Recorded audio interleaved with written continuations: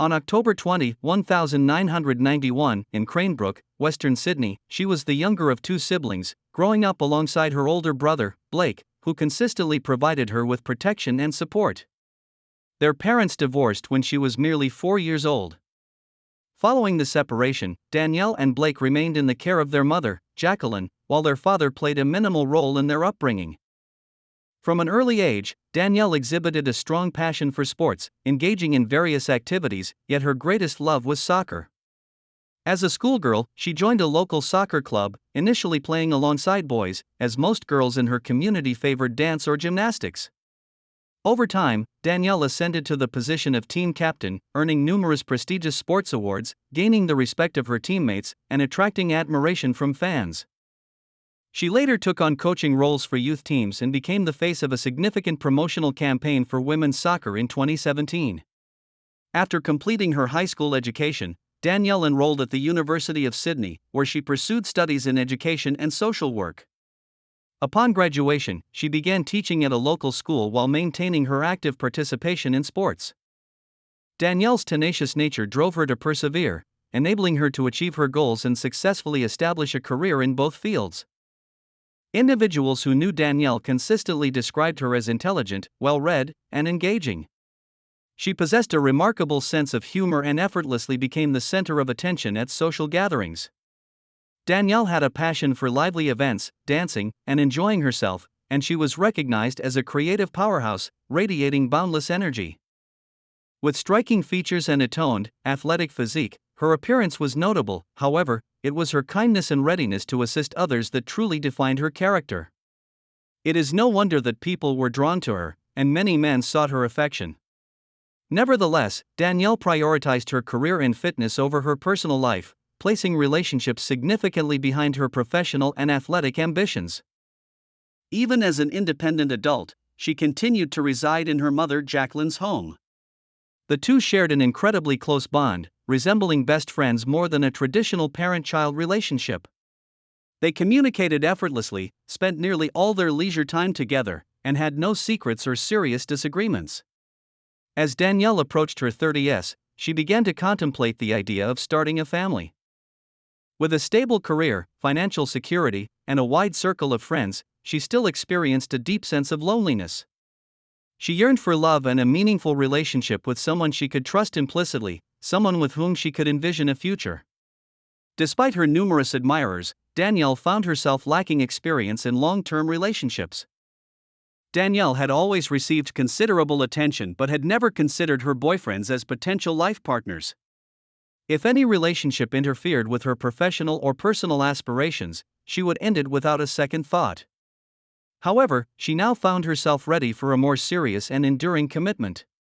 Danielle actively managed several social media accounts, where she regularly engaged with friends and acquaintances. She received numerous messages from men expressing interest in dating or conversation, yet she believed that authentic connections were more likely to arise from specialized dating platforms. Following her friends' recommendations, she created a profile on the well-known app Tinder. After several months of swiping and conversing with various men, Danielle received a message from an appealing individual named Ashley Goi. He was 4 years her senior and presented himself as friendly, kind, and charming. After a week of texting, Ashley proposed they meet for a date. Their first meeting was a success. They conversed endlessly, laughed, and shared personal anecdotes, creating an impression that they had known each other for a long time. The connection was immediate, bolstered by many common interests. Ashley's charisma and charm captivated Danielle, winning her over with his humor and warmth. After just a few dates, Danielle was so taken with Ashley that she chose to introduce him to her mother. Jason was equally charmed and expressed her full approval, believing he could be an excellent husband and, in time, a devoted father. However, it was not long before Ashley's true nature began to reveal itself. He exhibited controlling and deeply jealous tendencies, which surprisingly did not seem to trouble Danielle. Danielle found it quite flattering that no one had ever attempted to impose rules or influence her decisions before. This new dynamic with Ashley felt both different and intriguing. She interpreted Ashley's jealousy as a manifestation of love and affection, which she also found appealing. However, within just a month of their relationship, Ashley began to exert significant control over her life and social interactions. Despite recognizing these troubling signs, Danielle chose not to voice her concerns and instead embraced the role of the ideal girlfriend. Remarkably, she disregarded the clear warning signals indicating that Ashley was not as he appeared. She overlooked his concerning behavior and began to make serious plans for their future, even contemplating marriage. It is likely that her limited experience with serious relationships contributed to the way events unfolded. Ashley continued to portray himself as kind and caring, expressing his long-held desire to start a family, which resonated deeply with Danielle and further solidified her trust in him. Nevertheless, one of Danielle's close friends was the first to detect that something was amiss. She observed that Ashley's jealousy sometimes manifested in erratic behavior, making him seem like an entirely different individual. However, Danielle, caught up in her emotions, did not take her friend's concerns seriously. During the month they had been together, Danielle introduced Ashley to her mother and a few close friends, although most people in her circle were only familiar with him through her accounts. On Saturday, December 17, 2022, Danielle intended to bring Ashley to a gathering. A social gathering took place at a well-known bar in the city, where she aimed to introduce him to a wider circle of her friends. The group enjoyed the evening, engaging in light-hearted conversation, dancing, and drinks. Ashley made a remarkable impression. He was sociable, courteous, and amiable throughout the night. He and Danielle sat closely together, frequently holding hands and exchanging smiles, embodying the image of a joyful and affectionate couple, with no signs of any underlying issues. Danielle had never before introduced her previous boyfriends to her friends, as she had not envisioned serious, long-term relationships. However, this occasion was different. She presented Ashley almost as if he were her fiancé, surprising everyone, especially considering they had only been together for just over a month. Nevertheless, her friends recognized the significance of this relationship to her. Everything appeared idyllic until a suggestion arose from the group to play a game that involved answering bold and provocative questions at random. It was intended to be lighthearted, with participants crafting creative and quirky inquiries on the spot. When it was Danielle's turn, she was asked if she had ever engaged in a one-night stand with a stranger. The atmosphere grew tense as the room fell silent. Clearly embarrassed, Danielle hesitated before offering a shy smile and admitting that she had. In that instant, Ashley's demeanor changed drastically, his expression hardened, and he became hostile and erratic.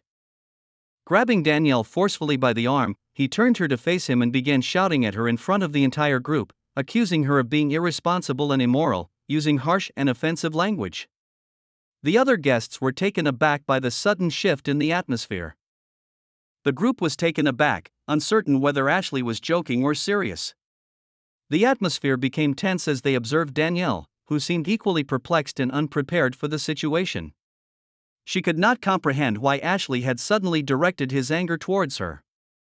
Ashley asserted that during their initial date, he had posed a similar question regarding transient romantic encounters, to which Danielle had responded negatively. Now, however, she had provided a different answer in front of others, which Ashley perceived as a personal affront. Her thoughtless reply during what was meant to be a light-hearted game provoked an overwhelming and intense emotional response from him, leading to an explosive outburst of anger that nearly spiraled out of control. Although Ashley's reaction was grossly disproportionate to the circumstances, Danielle felt a sense of guilt for the incident and endeavored to ease the tension. She attempted to reconcile the situation, but Ashley brusquely rejected her efforts and stormed out of the bar. Even outside, he continued the confrontation, bombarding her with a series of offensive text messages. Danielle expressed her apologies to her friends for the disruption and indicated her intention to calm Ashley down through a face-to-face conversation. After approximately 15 minutes apart, they both returned to the bar together and rejoined the group as if nothing had transpired. While it appeared that the argument had been settled, an awkward tension persisted among those who had witnessed the altercation. No one dared to mention the incident again, hoping to prevent any further discord. The group attributed the episode to the effects of alcohol, stress, and nerves associated with meeting new individuals. The remainder of the evening unfolded without incident.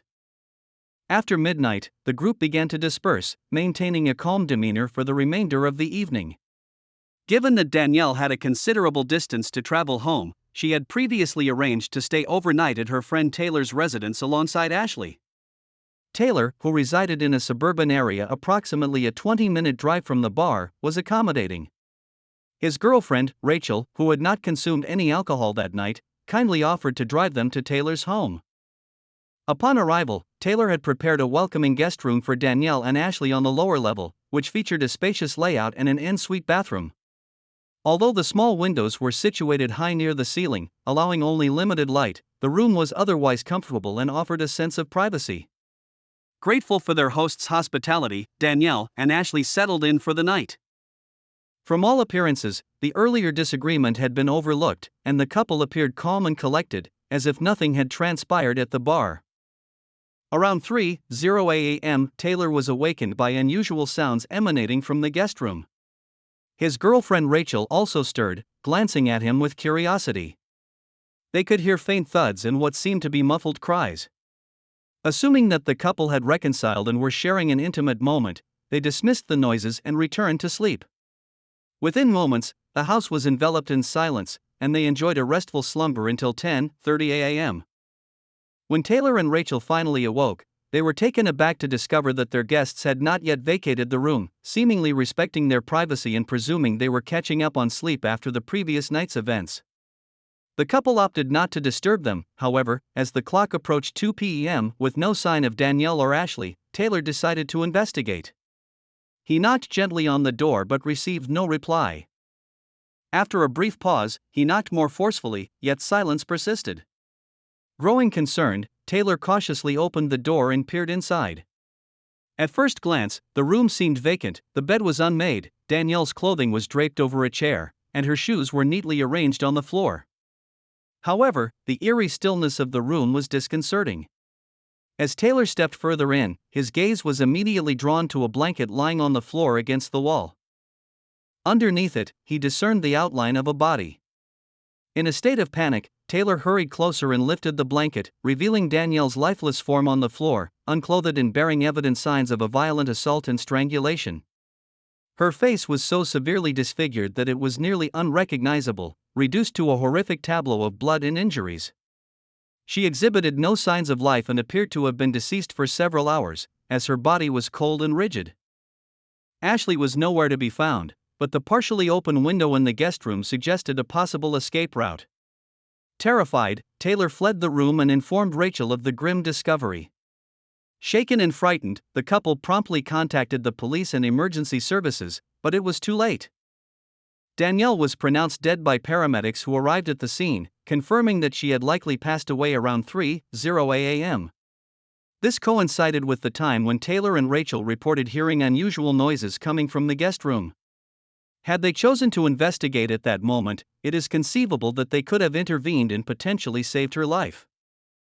Following her death, Danielle's body was subjected to a forensic examination, which uncovered the shocking severity of her injuries. The examination revealed that she had endured multiple wounds, indicative of a brutal beating inflicted by bare hands. Her nose, jaw, and cheekbone were fractured, several teeth were lost, and one eye was severely damaged. Additionally, she had suffered a closed skull fracture and multiple brain hemorrhages as a result of the violent assault. It appeared that the assailant had forced her to the ground, restraining her beneath his weight to prevent her escape, while covering her mouth to muffle her cries. He then proceeded to strike her head repeatedly with his fists. At some point during the attack, Danielle likely lost consciousness, yet the assault persisted, alternating between relentless fist strikes. The cause of her death was ultimately determined to be mechanical asphyxiation, confirming that she had been strangled with bare hands. The evidence unequivocally pointed to Ashley as the perpetrator, who made no attempt to conceal his actions after the crime. He simply washed the blood from his hands in the bathroom, dressed, and fled through the window, leaving his fingerprints on the frame. Detectives later identified a witness who had seen an individual leaving Taylor's residence around 4:30 a.m. The neighbor was unable to discern the man's facial features clearly but described him as a Caucasian male dressed in attire that corresponded with what Ashley had worn that evening. In their investigation of the suspect, authorities contacted Ashley's mobile phone provider and acquired a recording of a call he made to his mother around 4:00 a.m., shortly after the incident. At the time of the call, Ashley remained in the room with Danielle's body. The conversation highlighted his distressed state. He was sobbing uncontrollably and repeatedly asserted that he had not committed any wrongdoing. Ashley maintained that another individual had entered the room and harmed Danielle, claiming he had merely stumbled upon her body. His tone indicated a desperate attempt to persuade not only his mother but also himself of this fabricated narrative. Fortunately, Ashley neglected to deactivate his phone after the call, which enabled authorities to trace his whereabouts. He had retreated to a secluded mountainous region, seemingly trying to conceal himself. Police ultimately found him near a scenic overlook by a steep cliff.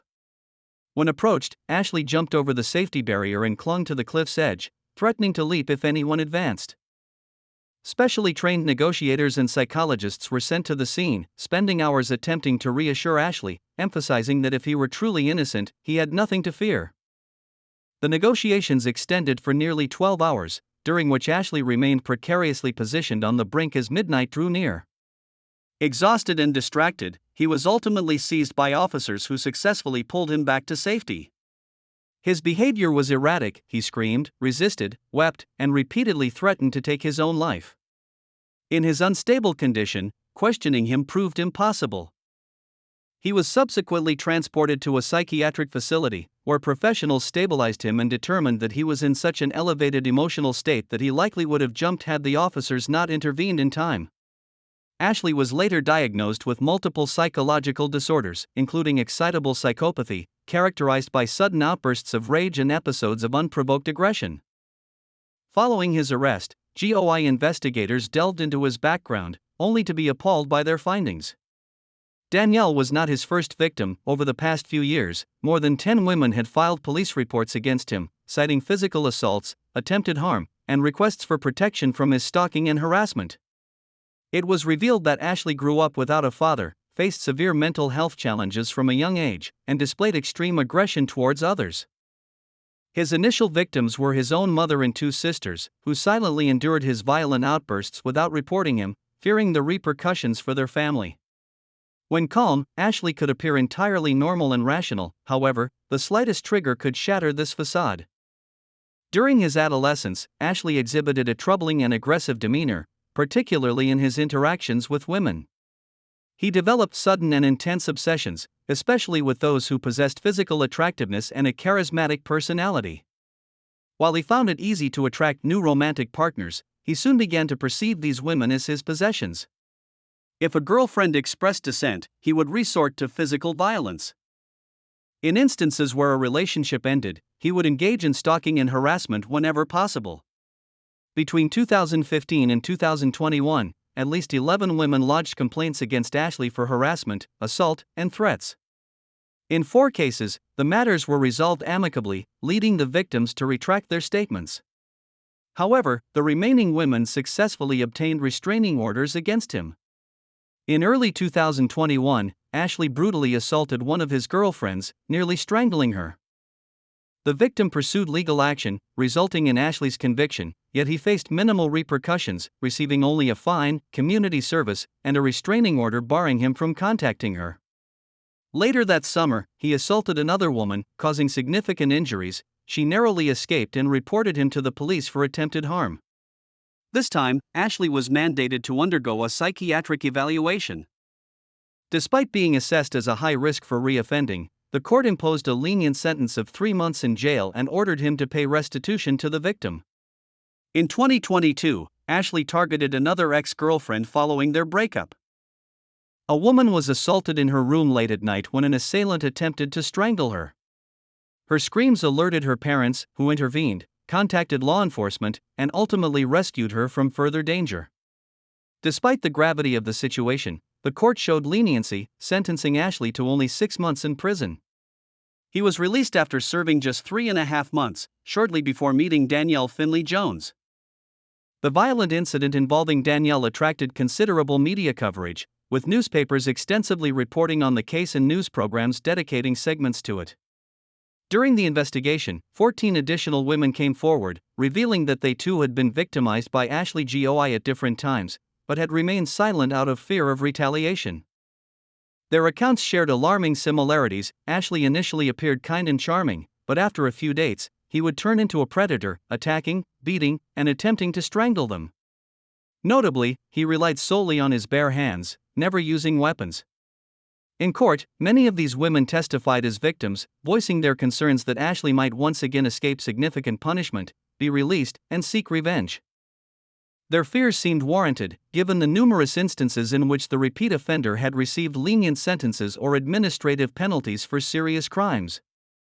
It appeared that justice might finally be served, as this time he had committed a heinous act with overwhelming evidence against him.